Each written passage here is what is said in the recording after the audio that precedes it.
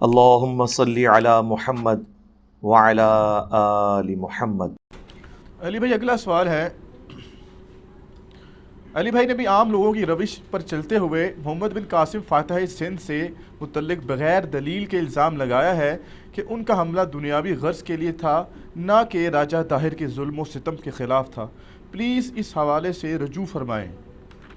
Please قرآن و حدیث کو والا پیش کریں تو ہم رجوع فرما لیں گے۔ آپ بھی تاریخ بیان کر رہے ہیں اور میں بھی تاریخ بیان کر رہا ہوں، تو رجوع کس بات کا؟ رجوع صورت میں ہوگا جب آپ قرآن و حدیث بیان کریں اور میں تاریخ بیان کروں۔ جس طرح کہ میں کربلا کے اوپر بخاری مسلم سے حدیثیں بیان کرتا ہوں، آپ تاریخ بیان کرتے ہیں، تو وہ تو رجوع بنتا ہے۔ تاریخ میں تو گڑبڑ ہوئی ہوئی ہے، احادیث اسناد کے ساتھ ہے۔ قرآن و حدیث کے اسلوب میں یہ بات بیٹھتی نہیں ہے۔ اس کی وجہ یہ ہے کہ بخاری مسلم کی روشنی میں نے آل امیہ کے بارے میں جو کچھ بیان کیا ہے، جو کچھ وہ اپنے دور ملوکیت کے اندر کرتے تھے مسلمانوں کے ساتھ، مکہ مدینے کے مسلمانوں کے ساتھ، اس میں تو یہ بیٹھتا ہی نہیں ہے کہ وہ ماشاءاللہ ایک خط لکھنے کے اوپر سندھ پہنچ جائیں۔ اپنے گھر میں وہ لوگوں کے اوپر ظلم کر رہے ہیں، ان کو ناحق۔ اور حجاج ابن یوسف تو وہ ملعون ہے جس کو تو ناسبی بھی ملعون مانتے ہیں۔ صحیح مسلم میں حدیث ہے کہ بنو ثقیف میں ایک کذاب پیدا ہوگا اور ایک ظالم، اور اسما بنت ابی بکر کہتی ہیں اے حجاج ابن یوسف، کذاب تو ہم دیکھ چکے، ظالم شخص تو ہے جس کے بارے میں نبی علیہ السلام نے فرمایا تھا۔ یہ صحیح مسلم میں ہے آپ کو، اور تاریخ سے نہیں، بخاری مسلم کی حدیث کی روشنی میں۔ تو وہ حجاج ابن یوسف، اس کا بھتیجا محمد بن قاسم یہاں لوگوں کی داد رسی کے لیے پہنچے گا، جو وہاں اہل بیت کو قتل کروا رہے ہیں، صحابہ کے قاتل ہیں۔ سر بخاری اٹھا کے دیکھیں، حضرت انس بن مالک جو ہیں وہ کتنے پریشان ہوا کرتے تھے کہ ہم پہ یہ کون سا خبیث مسلط ہو گیا حجاج ابن یوسف جو مسلمانوں کے اوپر ظلم کرتا ہے۔ ان لوگوں نے جا کے یہاں پہ فریادیں سننی تھی۔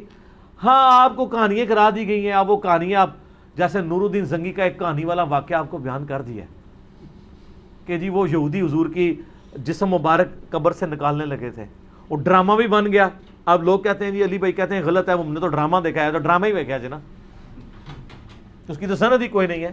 سمودی نے وہ 500 سال کی سند ہی بیان نہیں کی ہے، اور پھر معذرت کے ساتھ بریلویوں کے تو عقیدے کے خلاف ہے۔ کیا رسول اللہ نور الدین زنگی کے محتاج ہیں اپنی قبر مبارک میں اپنے جسم کی حفاظت کے لیے؟ اللہ کدھر گیا؟ فٹ ہی نہیں بیٹھتا، جھوٹ ہے۔ اور پھر میں ایسے پوچھتا ہوں کہ جب یزید نے 3 دن تک مسجد نبوی میں گھوڑے باندھے ہیں، اس وقت نور الدین زنگی کدھر تھا؟ اور نماز نہیں ہوئی ہے، اس وقت زمانے میں کوئی نور الدین زنگی نہیں تھا۔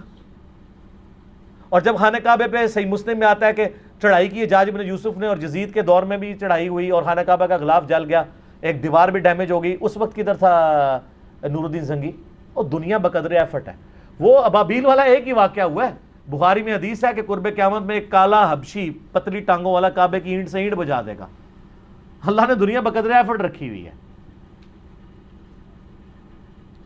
تو یہ حجاج بن یوسف کے ظلم کی ایک پوری داستان ہے، اس کا یہ بھتیجا ہے محمد بن قاسم۔ دوسری طرف اہل سنت اہل تشیع کی دونوں کی تاریخ کی کتابیں اٹھائیں، حدیث میں تو ان کے پلے بھی کوئی شے نہیں نا، کس حدیث میں محمد بن قاسم کا نام آیا؟ تاریخ سے ہی پیش کرتے ہیں، تو تاریخ یہ بھی تو سنیں نا۔ تاریخ دمشق کے اندر ابن عساکر کی، تاریخ بغداد کے اندر خطیب بغدادی کی، اور تاریخ یعقوبی جو سنی اور شیعہ دونوں مانتے ہیں، ان تینوں تاریخ کی کتابوں میں کم از کم 5 اصحاب کا ذکر ہے جو سندھ سے جا کے نبی علیہ السلام کے ہاتھ پہ کلمہ پڑھ کے مسلمان ہوئے ہیں۔ یہاں پہ 5 صحابہ آئے ہیں نبی علیہ السلام کے، تو اسلام تو اسی زمانے میں آ گیا تھا۔ اور حضرت عثمان کے دور میں بلوچستان کا کتنا ایریا فتح ہو چکا تھا، رشیا افغانستان حضرت عثمان کے دور میں فتح ہوا ہے۔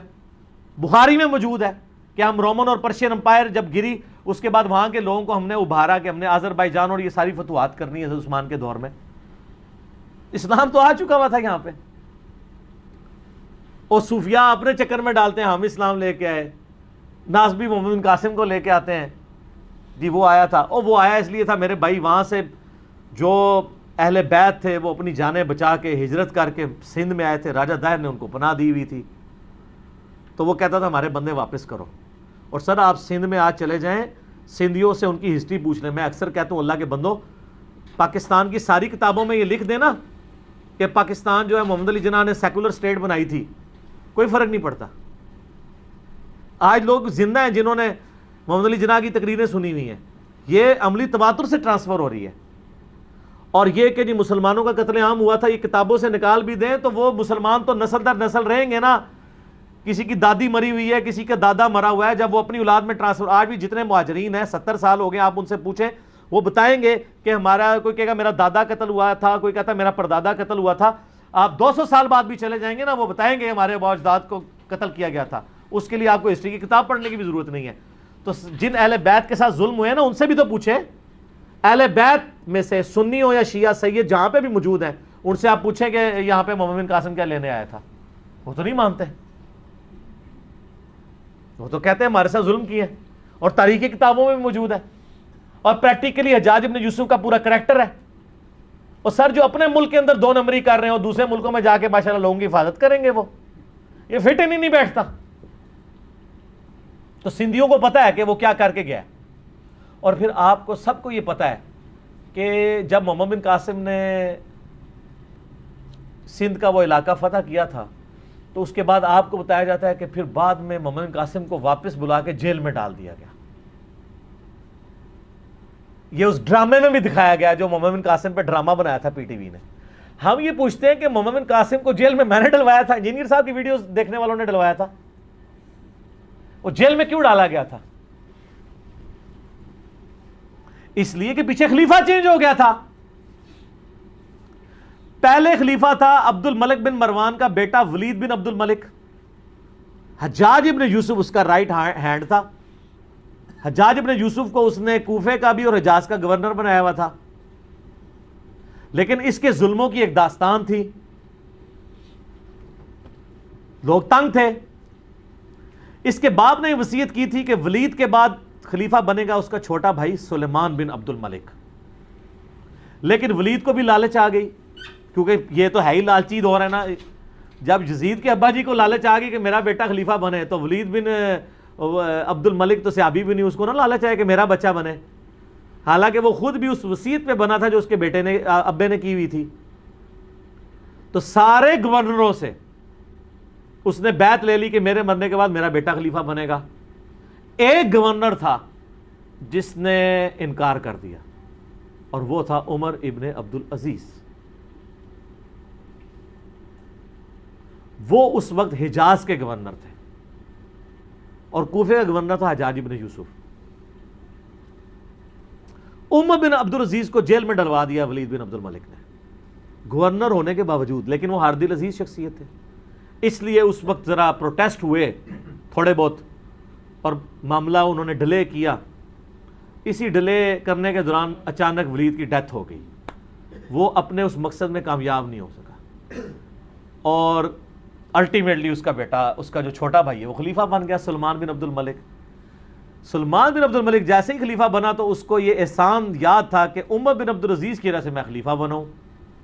اگر عمر بن عبد العزیز بھی بیعت کر لے، پھر عمر بن عبد العزیز کوئی عام آدمی نہیں تھا. عمر بن عبد العزیز ان کا بینوئی بھی لگتا تھا، ولید بن عبد الملک اور سلمان بن عبد الملک کا، کیونکہ مروان کے 2 بیٹے تھے، عبد الملک بن مروان اور عبد العزیز بن مروان. اور عبد العزیز کا بیٹا تھا عمر بن عبد العزیز.